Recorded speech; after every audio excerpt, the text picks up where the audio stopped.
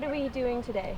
We are going to interview Aldo Casanova about his piece Juncture, mostly focusing on the craft aspects, the technical aspects, hopefully being able to determine what kind of patina he wanted, what kind of look he wants for the piece now, and what he wants us to do with it as conservators. All right, it's going to be a good day. So how many of these pieces are there? There are only two. And there's the other one at the other Jewish one at the Smalley University. Sculpture Garden in front of the University of Judaism. Yes. On Mulholland Drive. Yeah, okay. Beautiful. I was the first guy in that collection. I had gone to Albany, New York to teach at the State University for 1 year. And when I was there is when they got the things donated by the parents of my dealer, Carl Schlossberg, and installed, and they wanted me to be there for the unveiling. So they paid for me to come out, and I flew out. And after they said their thing, I got up and gave a little talk saying what I thought it all meant, the union of opposites and all that, and blah, blah, blah. And then we had this wonderful brunch, a Jewish lunch up on the top deck with all the tables. And on my way over there to get a drink, these two guys came towards me and said, "Aldo, are you sure you're not Jewish?" They really loved what I said about the piece. Oh, yeah. But I really, it's what it's about. Yeah. When you make a piece, how do you come to the decision of how you're going to finish it? Like with which patinas, or if it's going to be smooth, or if it's going to be certain materials dictate what you're going to do with them. My early work, which you see in the front of my book, I didn't do any bronze because when I was at Ohio State, no one did. You couldn't afford to cast in the States. Also, there were no foundries in Columbus, Ohio.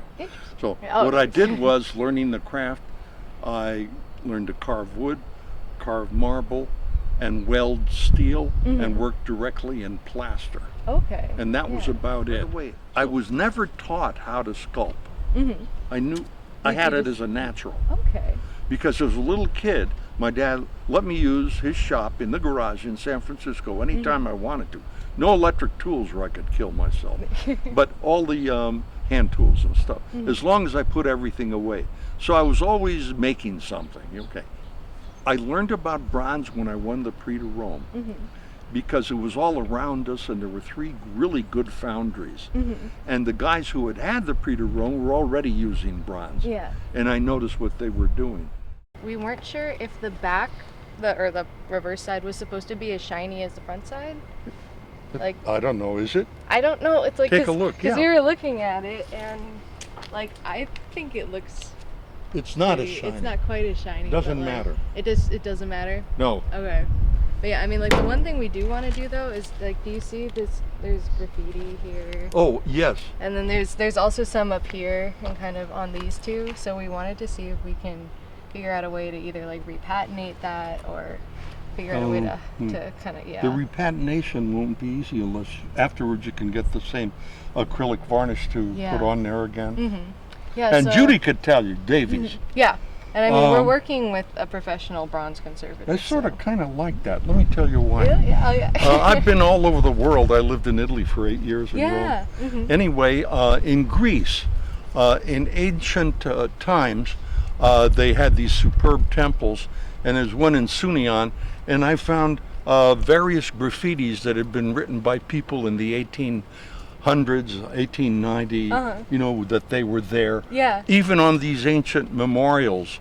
So it puts me in the same category, so I wouldn't worry about that. Okay. Let's see, Gustavo adores Maria is fine with me. Yeah. If you want to wash it down, let it dry, and put a coat of wax on it, that's all I would do. Okay. They tried to steal this one time. Really? Yeah. Why would they? There are 2 stainless steel rods that are bolted, with rods going through, that go right into the foundation now. Yeah. But before that, they just... we had bolts on the corner, and they didn't know there were any rods in there at all. They removed the bolts, and we found the whole thing askew one morning. Someone just tried to pick it up and what they do is steal it for the value of the bronze, not because of the sculpture. Oh, okay. That happens all over the place. Then they melt it down and use it for something else. Yeah. Or sell it. Yeah. So anyway, my man, we took it to his shop, and we put these new very thick stainless steel rods in there, and his bolted them in, and then set it again, and you can't move it now. Yeah. See? Although the base is cracked. Yeah. So that's what. Hey, that would be a great thing to do. Get a little cement and dump it in. Yeah, we're kind of trying to figure out like how to. So there are 2 rods. That would be great. Stuck through. Okay. Yeah, because I feel like that's really what needs the most work. Yeah, the rest is fine. The rest is fine. Yeah, so I feel even at my age, I'm 83 for Christ's sake.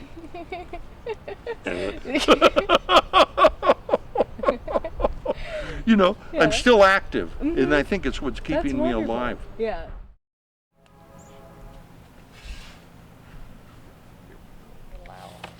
And we'll carry it. Hey, perfect. Where will this go? Yeah, that's fine. Okay, let me get this in there. Yeah, this is mine. This will slide in. These ones here. It was so nice to meet you. All right, we'll see you guys back at the ranch. Thanks. Thank you.